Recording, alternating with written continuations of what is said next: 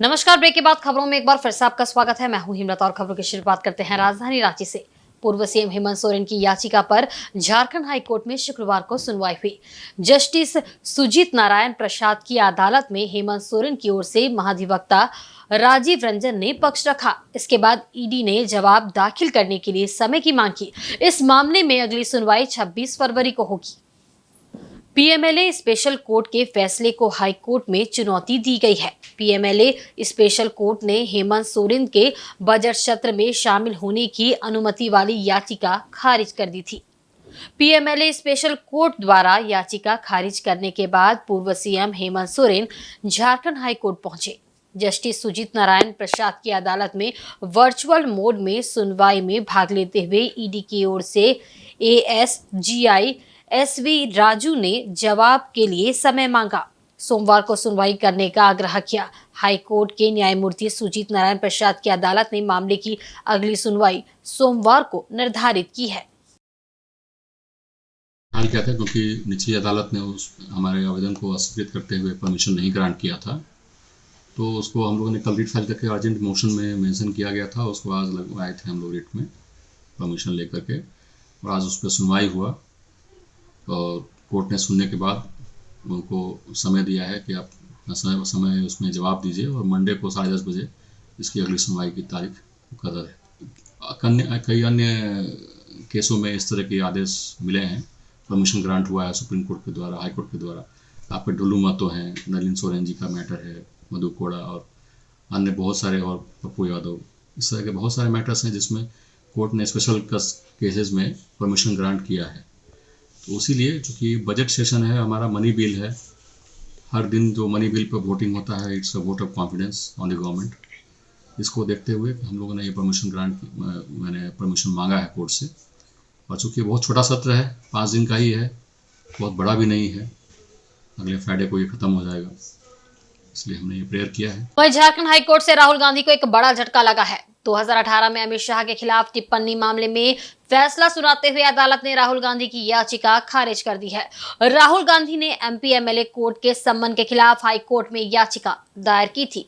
याचिका खारिज होने के बाद केंद्रीय गृह मंत्री एवं सहकारिता मंत्री अमित शाह पर की गई अमर्यादित टिप्पणी मामले में राहुल गांधी के खिलाफ निचली कोर्ट में ट्रायल चलेगा। मालूम हो कि पूरा मामला भाजपा के तत्कालीन अध्यक्ष अमित शाह के खिलाफ आपत्तिजनक टिप्पणी करने का है। वर्ष 2018 में दिल्ली में कांग्रेस का महाधिवेशन हुआ था। इसमें राहुल गांधी ने अमित शाह पर गंभीर टिप्पणी की थी।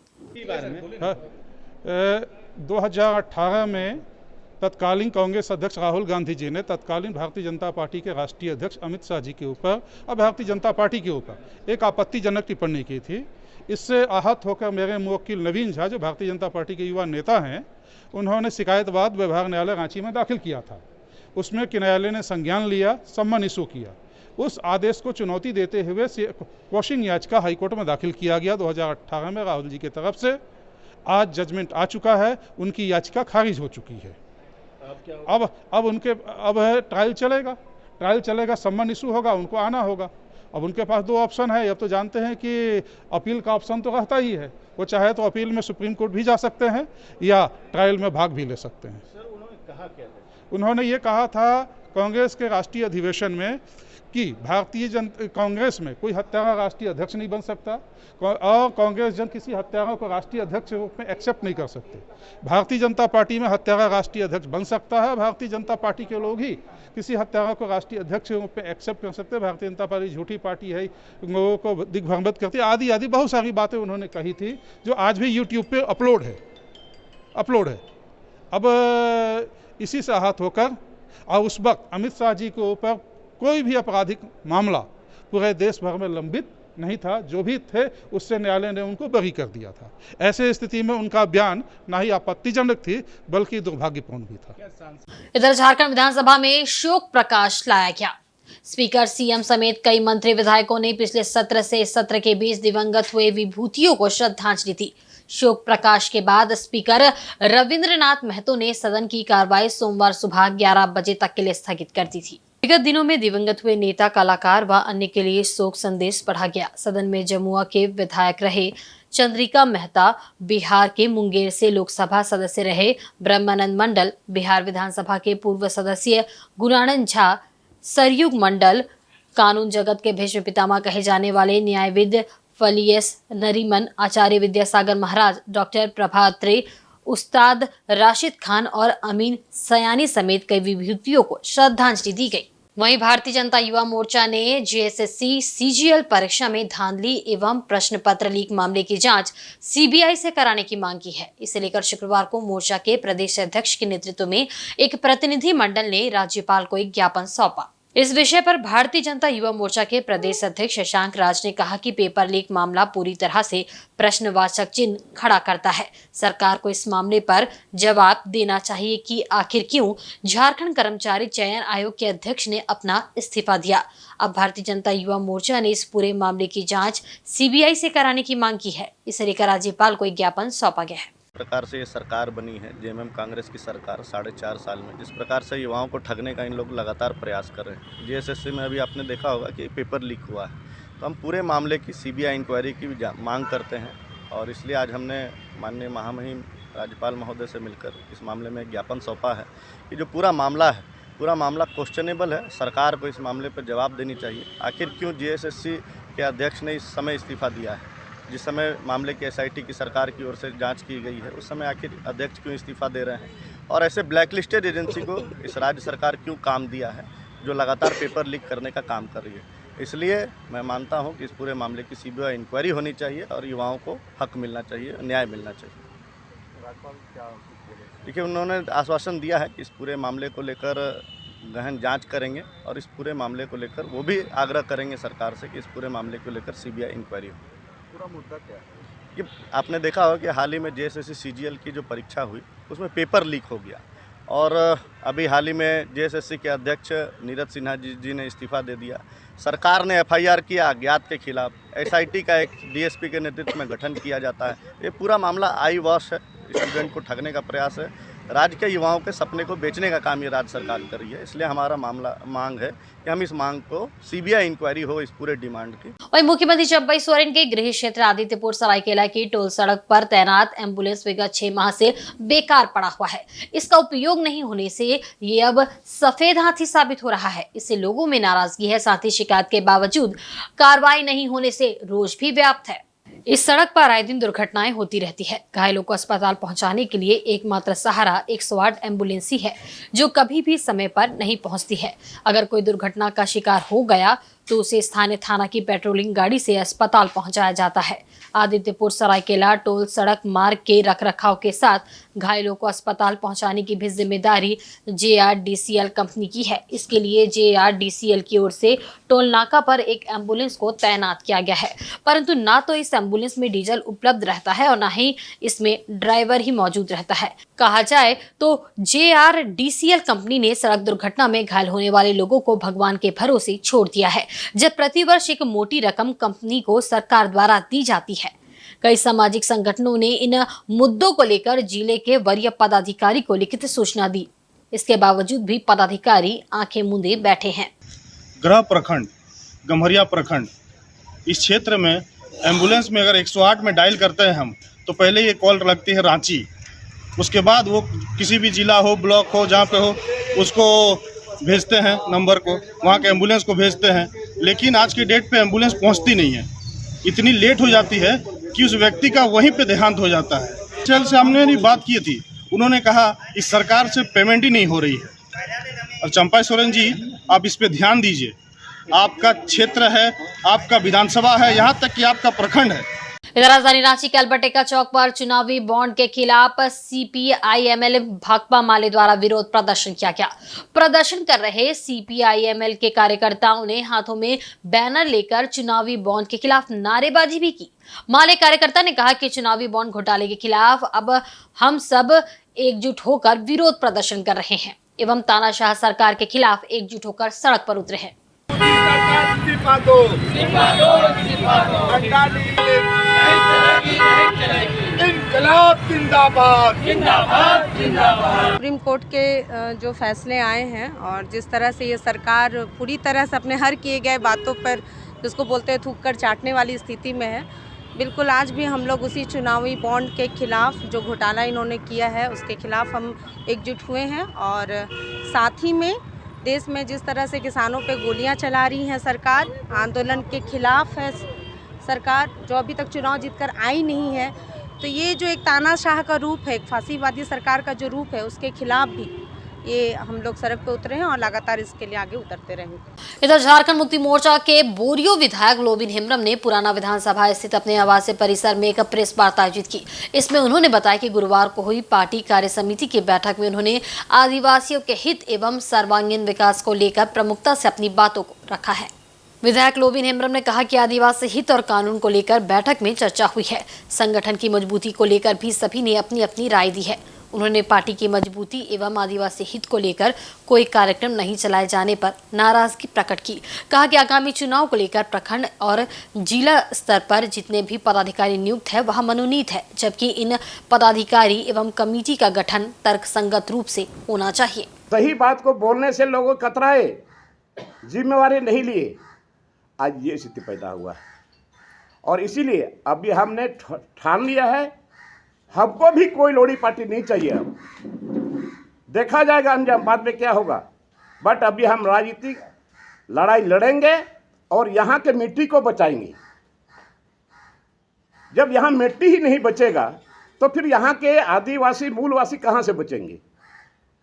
और इसलिए हमने संघर्ष यात्रा जो अभी लोग निकाले हैं, न्याय यात्रा, हमारा निकलेगा अन्याय यात्रा। झारखंड में अन्याय ही अन्याय हुआ है और अभी तक अन्याय हो रहा है। कौन बचाएगा यहाँ के लोगों को, आदिवासी मूलवासी को? आज न जमीन बच पा रहा है, न लोगों को नौकरी मिल पा रही है। आज यहाँ से लोग बेदखल होते चले जा रहे हैं। क्या इसीलिए राज्य अलग हुआ था क्या? इसीलिए हमने ये तय किया है, सेशन खत्म होने के बाद 7 तारीख से मेरा अन्याय यात्रा निकलेगा और पूरे झारखंड में निकलेगा। सबसे पहले संथाल प्रखंड में हम शुरू करेंगे, 7 तारीख से भोगराडी से हम शुरू करेंगे। और अन्याय यात्रा में सारे जगह हम लोगों को ये बताएंगे कि झारखंडियों के प्रति कितना अन्याय आज तक हुआ है। ये राज्य अलग होने के बाद 24 और साल में हम लोग जा रहे हैं और इतने लोगों का अन्याय ये अर्थ हम लोग अब बर्दाश्त करने वाले नहीं है। इधर आदित्यपुर नगर निगम अंतर्गत वार्ड संख्या 17 में जल संकट को लेकर स्थानीय लोग प्रभात नगर विकास समिति के बैनर तले आंदोलनरत है। यहाँ के लोगों ने वोट बहिष्कार की भी घोषणा की है।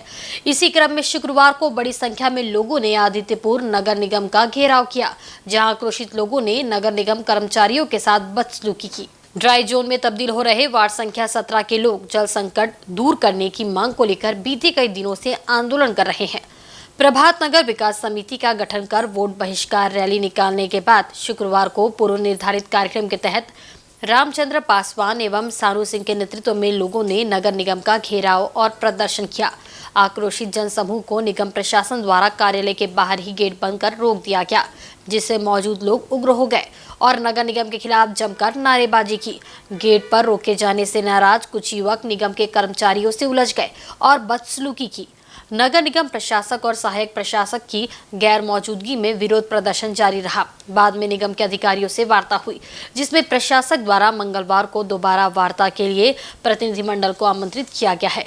गेट पर विरोध प्रदर्शन के दौरान निगम कर्मचारी एवं कुछ अधिकारियों से बदसलूकी किए जाने का वीडियो निगम प्रशासन द्वारा बनाया गया है, जिसके आधार पर दोषियों को चिन्हित कर उन पर कार्रवाई करने की तैयारी की जा रही है।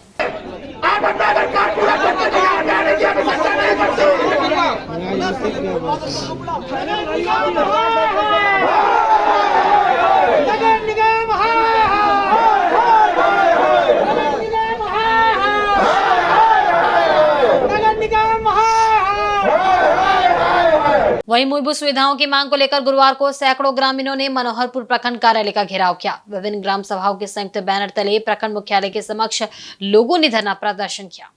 संयुक्त ग्राम सभा का संचालन करते हुए आदिवासी समन्वय समिति के संयोजक सुशील बारला ने कहा कि धरना प्रदर्शन का मुख्य उद्देश्य प्रखंड के विभिन्न गांवों में व्याप्त समस्याओं की ओर सरकारी पदाधिकारियों का ध्यान आकृष्ट कराना है। इससे प्रखंड विकास पदाधिकारी से लेकर जिले के उपायुक्त तक ग्रामीणों की बात पहुंचेगी और अधिकारी ईमानदारी और कर्तव्यनिष्ठता के साथ संवेदनशील होकर काम करने के लिए विवश होंगे। धरना प्रदर्शन के बाद जिले के उपायुक्त को संबोधित एक मांग पत्र प्रखंड विकास पदाधिकारी को सौंपा गया।